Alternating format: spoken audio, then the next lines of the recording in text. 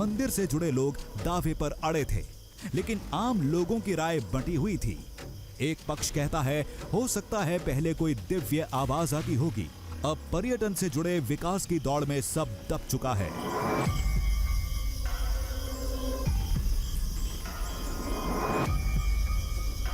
देखिए, लोग कहते हैं कि यहाँ पर सुदर्शन चक्र की आवाज़ सुनाई देती है, पर अभी यहाँ पर शांति का भंग हो गया है। आना जाना लोगों का बहुत बढ़ गया है, चहल पहल बढ़ गई है, वाहन व्यवहार बढ़ गया है, इसलिए अब आवाज़ नहीं आती। वहीं दूसरे पक्ष के मुताबिक वीरभद्र देव की कहानी सच्ची है।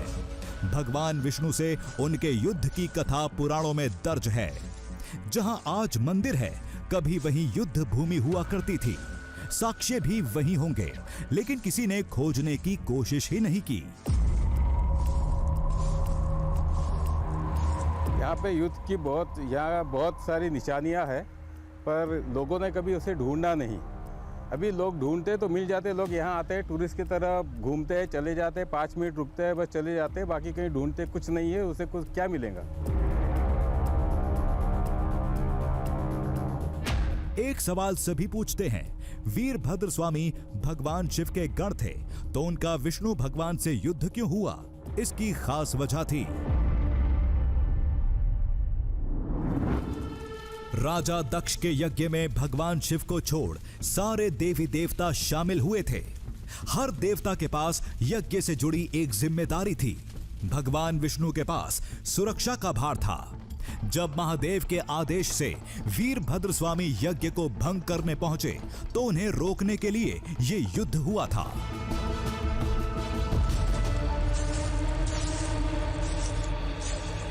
वो भूमि अब नजरों के सामने थी।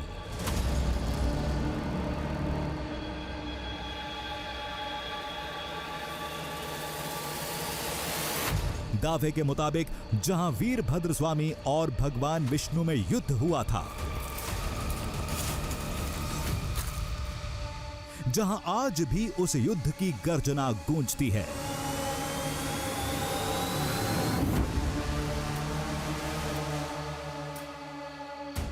यही वो मंदिर है जिस मंदिर के ठीक सामने वीरभद्रेश्वर और भगवान विष्णु के बीच युद्ध हुआ था।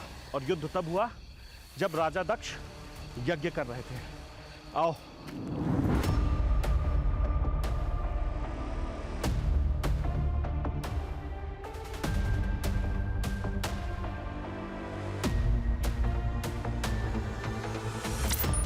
मंदिर की सरहद पर 2 पत्थर जमीन में गड़े दिखे।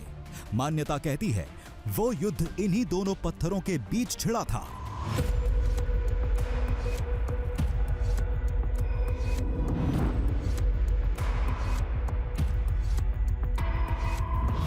और यहीं पर नारायण ने वीरभद्र पर सुदर्शन चक्र से वार किया था।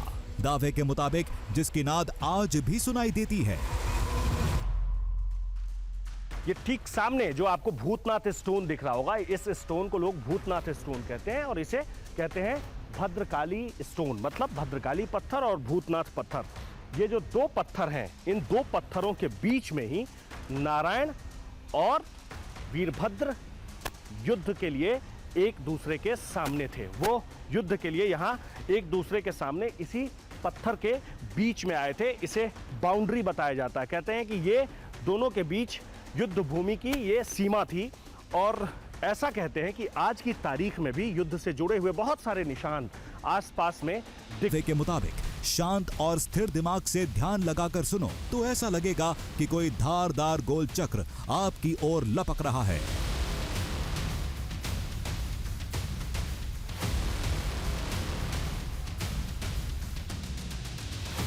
यकीन तो नहीं था, फिर सोचा जब यहां तक आ ही गए हैं तो एक कोशिश करने में कोई हर्ज नहीं। ये सोच हमने एक प्रयास किया।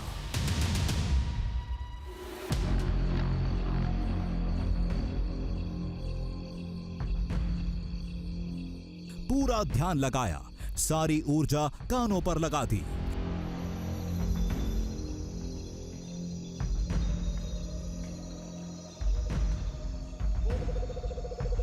लेकिन जंगल की कुछ प्राकृतिक आवाजों के सिवाय कुछ नहीं सुनाई दिया।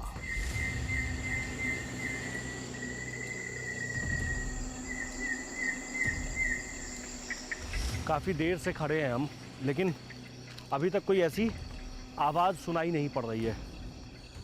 आपको कोई ऐसी आवाज सुनाई पड़ी है? नहीं है। आपको कोई ऐसी आवाज सुनाई पड़ी है?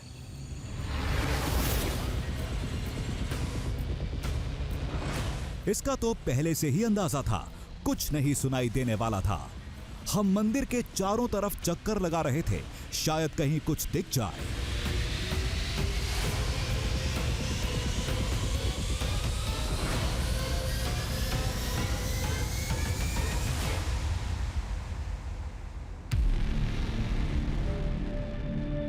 तभी हमारी निगाह मंदिर की छत पर गई। नजारे ने चौंका दिया। छत पर नंदी महाराज की प्रतिमा थी।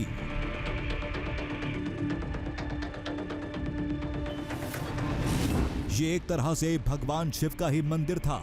नंदी सामने होने चाहिए, लेकिन यहां ऐसा नहीं था। इसे लोग उसी युद्ध से जोड़ते हैं। नंदी महाराज ऊपर क्यों विराजमान हैं, ये किसी को नहीं पता है। बस लोग यही कहते हैं कि जब से ये मंदिर है तब से बस वो यही देख रहे हैं कि नंदी महाराज ऊपर की तरफ बैठे हैं। हालांकि कुछ लोगों का ऐसा मानना है कि जहां ये मंदिर है, इसी मंदिर के ठीक सामने वाले हिस्से में वीरभद्रेश्वर और नारायण के बीच युद्ध हुआ था। इसीलिए नंदी महाराज आगे वाले हिस्से में विराजमान नहीं है, मंदिर की छत के ऊपर विराजमान है।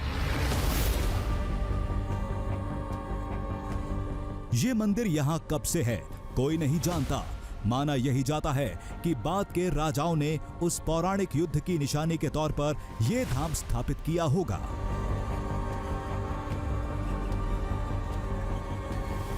जो टेम्पल है बहुत पुराना है, क्योंकि उसका आर्किटेक्चर का हम ये भी नहीं कह सकते कि ऐसा ही बना है, क्योंकि कुछ लोग बोलते हैं कि जो रात में शुरू हुआ था सुबह तक टेम्पल पूरा खत्म हो गया, तो वो भी बोलते हैं।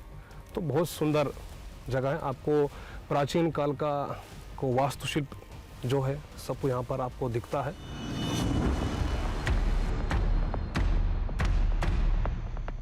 अनजान शैली में बने इस धाम की एक खास बात थी, निर्माण में गोल आकृतियों का जमकर इस्तेमाल हुआ था। सुनना, एक मिनट, ये क्या है? अंदर और बाहर दोनों जगह भरमार थी। लोग इसे भी एक साक्ष्य बताते हैं।